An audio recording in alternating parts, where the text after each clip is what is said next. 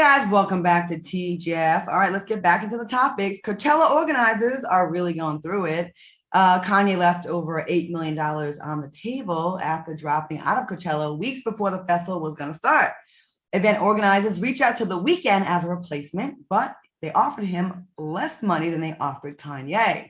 According to Page Six, The Weeknd threatened to throw up deuces to the event organizers if they did not pay him the same fee offered to Kanye, including a $500,000 production fee. At the last minute, organizers had to cave in because they had to, and they agreed to pay Weeknd the money he asked for. Can you blame The Weeknd for standing his ground? And do y'all think The Weeknd should get paid the same as Kanye? Let's start with you, Q. So you know what? When I read this story, I was definitely on the fence about it, right? Okay, so let's just pretend like it was never about him replacing Kanye. If we were just sitting at the boardroom and we say, we're going to hire The Weeknd for Coachella, this is what we would be willing to pay him, and it probably would be less than what you would pay a Kanye. However, after you've already earmarked $8.5 million for something, and it gets out to the world that that's what you were going to pay for that slot, and now I'm being expected to step into that slot, then most definitely I want the money that was allocated for that slot. But all things constant, independent of the Kanye thing, I don't think The Weeknd would have been booked for 8.5. But yes, he should get it at this point. I mean, if you're a rush job and you're filling a void, you have that leverage. What are you going to do? Yeah. Al, what do you think? Yeah, I agree with both of you. But you know what? Let's think about it.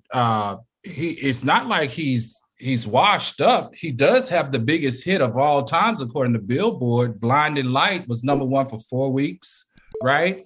And it broke the record for the longest run in the top 5 than any other song ever. How'd that go? It's not like he's some substandard talent or whatever. I just think, when you think of Kanye, he has clothes, he's got drama, he's divorcing the Kardashians. I just think he's probably a little bit more amusing. But when it comes to talent, he clearly is doing better on the charts than Kanye is doing. And heck yeah, if I had to fill a void and be asked to come to perform at such a last minute, I need to be sure that I'm compensated fairly.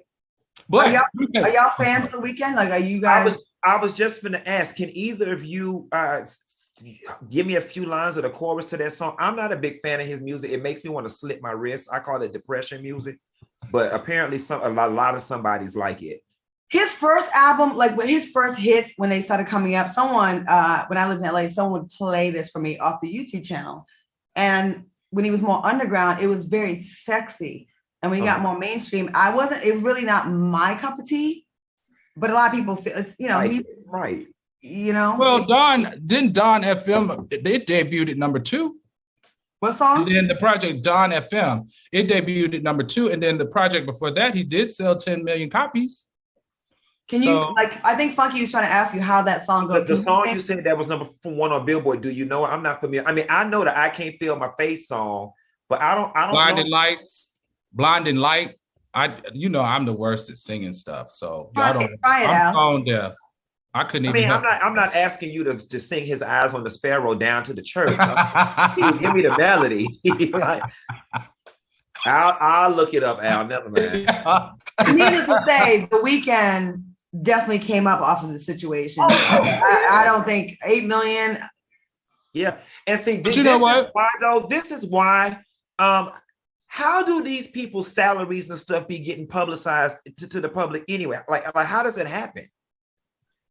Oh, because, nosy people who work in the camp spill the beans. People pay for that information. Let me tell you, the best thing about this story, though, was we found out in this story that Kanye is seeking help. He has decided to step out of the limelight, stop being a jerk, and regroup himself. So when I read this story, even though this Weeknd thing is a whole different thing. If you can get that money from them, if you can twist your arm to give you $4 million more than what they offered you, Good for you, The Weeknd. But the thing that I liked about this story most was that we found out that Kanye has gone away to get help. And I want to salute that brother because I felt like he was in a downward spiral that wasn't leading to anything positive, especially after he made that video about Pete Davidson. So thumbs up to Kanye. He's decided to take a step off of the stage, a step off of media, and he also is taking time to get his life back together. I'm so glad we have a Kanye break, even if it's just for a couple of weeks. Like Right. I was talking about it. I was like, yo, guys.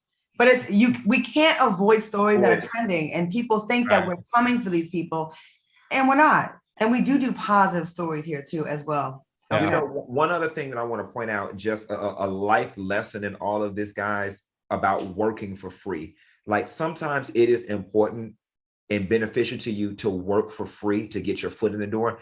And I'm just thinking back to the COVID Super Bowl performance that The Weeknd did. He actually paid a lot of money to do that performance. But you cannot tell me that him doing that Super Bowl audience was not a factor in people saying, you know what, he can headline Coachella. So it paid off.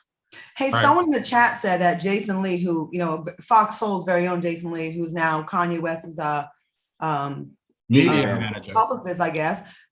He said that it's a lie. Kanye's not seeking help. So I guess we're gonna have to get to the bottom of that and see if he is or he isn't. He should. Mm-hmm. I'm just happy to not see him on my timeline every day. I was Kanye'd out every single day. It was like, and before he used to hardly ever post.